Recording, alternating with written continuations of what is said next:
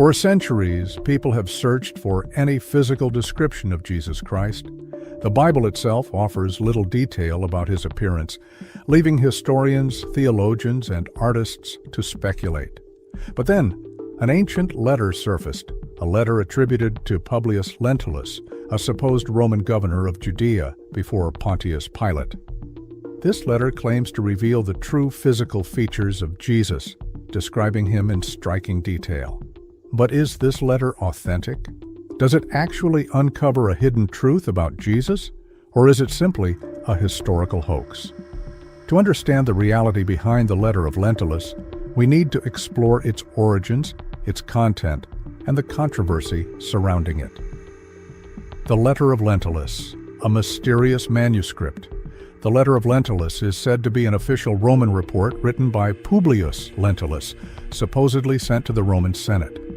In it, he describes Jesus as a man of unmatched beauty with golden hair, serene eyes, and a divine aura that set him apart from all others. According to the letter, Jesus had a noble stature, wavy chestnut-colored hair, and a face that radiated both wisdom and kindness. The letter paints a breathtaking portrait of Jesus, one that aligns with the classic depictions of Christ found in Renaissance art. But here's the problem. There is no historical evidence that a Roman governor named Publius Lentulus ever existed. This immediately raises red flags about the letter's authenticity. Why is this letter so famous? Despite doubts about its legitimacy, the letter of Lentulus spread widely across Europe during the Middle Ages. It was frequently referenced in religious texts, copied by scribes, and even used by artists to depict Jesus in paintings and sculptures. The idea of a physically beautiful, noble-looking Jesus fit perfectly with the Christian art and theology of the time. But where did this letter come from? And if it wasn't written by a Roman official, who created it and why? Tracing the origins of the letter. Historians now believe that the letter of Lentulus is not an ancient Roman document, but a medieval forgery. The first known references to it appear in the 15th century, long after the time of Jesus.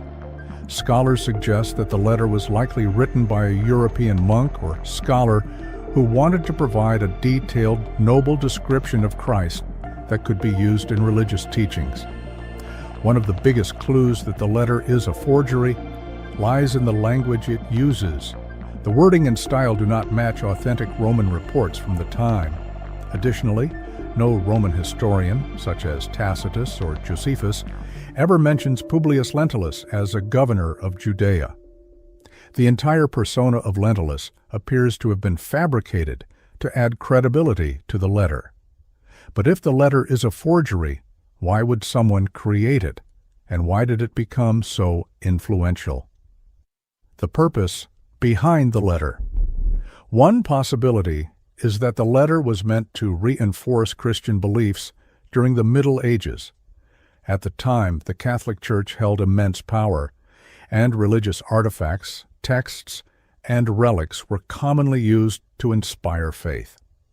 A detailed, official-sounding description of Jesus would have given worshippers a vivid image of their Savior, one that aligned with their artistic and theological ideals. Another reason could be the demand for relics and sacred texts during medieval times. People sought tangible connections to biblical events, and forgers often created fake documents, relics, and artifacts to meet this demand. The letter of Lentulus might have been one such creation, designed to add historical weight to the idea of a majestic, European-looking Christ. But here's where things get even more intriguing. Did the letter influence how Jesus is depicted today? If you look at most classic depictions of Jesus, especially in European and Renaissance art, you'll notice a pattern. He is often shown as a tall, fair-skinned man with long, flowing hair and a calm, noble expression. This version of Jesus doesn't necessarily match descriptions of men from first-century Judea, but it does match the image described in the letter of Lentulus. Could this medieval forgery have played a role in shaping our modern perception of Jesus? Some scholars believe so. Over time, artists and theologians drew inspiration from the letter, reinforcing its description of Christ. Even today, many traditional depictions of Jesus resemble the Lentulus description rather than historical reconstructions of what a first-century Jewish man likely looked like. But if the letter of Lentulus is a forgery, what did Jesus actually look like? A more historical perspective on Jesus' appearance. While we may never have an exact image of Jesus, historians and archaeologists have used ancient texts, cultural evidence, and forensic reconstructions to propose a more accurate depiction. Based on these findings, Jesus most likely had darker skin, consistent with Middle Eastern populations of his time, shorter, curly hair, and a beard, in line with Jewish customs. Average height for a first-century Judean man, likely around 165 centimeters. A rugged appearance, due to his life as a carpenter and traveling preacher. This portrayal is vastly different from the noble European-style Jesus in the letter of Lentulus. Why people still believe in the letter of Lentulus. Despite the overwhelming evidence that it's a forgery, the letter of Lentulus still fascinates people today. It continues to circulate in religious discussions, books, and online forums. Some believe it holds hidden truths, while others see it as an example of how history can be rewritten to fit religious and artistic ideals.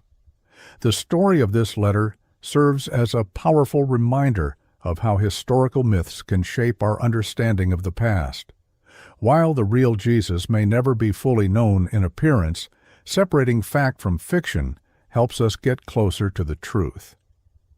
So, the next time you see a classic painting of Jesus with golden hair, blue eyes, and a peaceful gaze, remember, it may not be based on history, but rather on a letter that was never meant to exist in the first place. How the letter spread and gained influence. If the letter of Lentulus was a medieval forgery, how did it become so widely accepted? The answer lies in how information was controlled and shared during the Middle Ages. At that time, the Catholic Church held immense influence over historical narratives, and written texts were considered authoritative, especially if they appeared to come from ancient sources. The letter was copied and distributed through monasteries, where scribes transcribed religious texts by hand. Since there was no easy way to verify historical accuracy, many people assumed that the document was real. Over time, it became part of religious literature, referenced in sermons, theological discussions, and even used to justify artistic representations of Christ.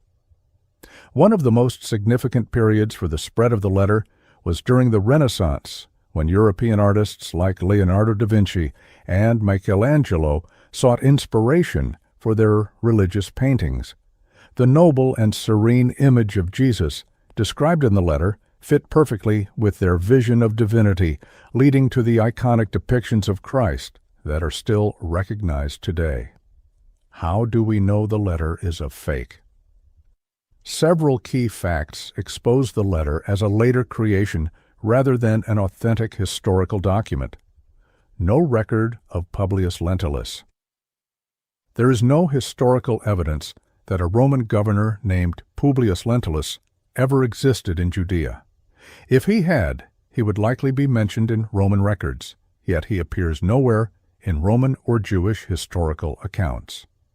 Anachronistic language. The style and structure of the letter do not match the formal reports written by Roman officials during the 1st century. Scholars have noted that the Latin used in the letter contains medieval phrasing, making it unlikely that it was written in antiquity. Lack of early references. The earliest known copies of the letter only appear in the 15th century, meaning it was unknown for over 1,400 years after Jesus' lifetime. If it were a real Roman document, it would have been referenced much earlier in Christian history. The image of Jesus conflicts with historical evidence. The description in the letter aligns more with medieval European ideals than with what a Jewish man from first-century Judea would have looked like. This raises suspicions that the letter was crafted to reinforce pre-existing religious imagery rather than to provide an accurate historical account. The role of forged religious documents in history. The letter of Lentulus is just one example of many religious forgeries that emerged throughout history. In the Middle Ages, fake relics, false gospels, and fabricated letters were not uncommon. Many were created with good intentions, to inspire faith, to give people a tangible connection to biblical figures, or to strengthen religious teachings. For example, other famous religious forgeries include the donation of Constantine, a document supposedly granting political power to the Pope, later exposed as a medieval fabrication. The Gospel of Barnabas, a text that contradicts canonical Christian teachings and is believed to be a later creation. The Secret Gospel of Mark, a controversial text that some claim was forged to support specific theological arguments. These documents, like the letter of Lentulus, were used to shape religious beliefs and narratives, sometimes for political power, sometimes for artistic influence, and sometimes simply because people wanted to believe them. The psychological appeal of historical myths. Why do people continue to believe in historically questionable texts like the letter of Lentulus? The answer lies in psychology. People are often drawn to mysteries, hidden knowledge, and lost history. The idea that a secret Roman letter describing Jesus might exist is exciting, and it plays into the natural human desire to fill in the gaps of history. Additionally, confirmation bias plays a role. If someone has always imagined Jesus as looking like the classic Renaissance paintings, they are more likely to accept the letter as real, even when presented with historical evidence to the contrary. What if the letter were real? Let's imagine for a moment that the letter of Lentulus were real. What would that mean? It would be the only known physical description of Jesus from his own time, making it one of the most important historical discoveries in religious history. It would provide insight into how Jesus was perceived by the Romans, potentially confirming aspects of his presence, his influence, and even his divinity.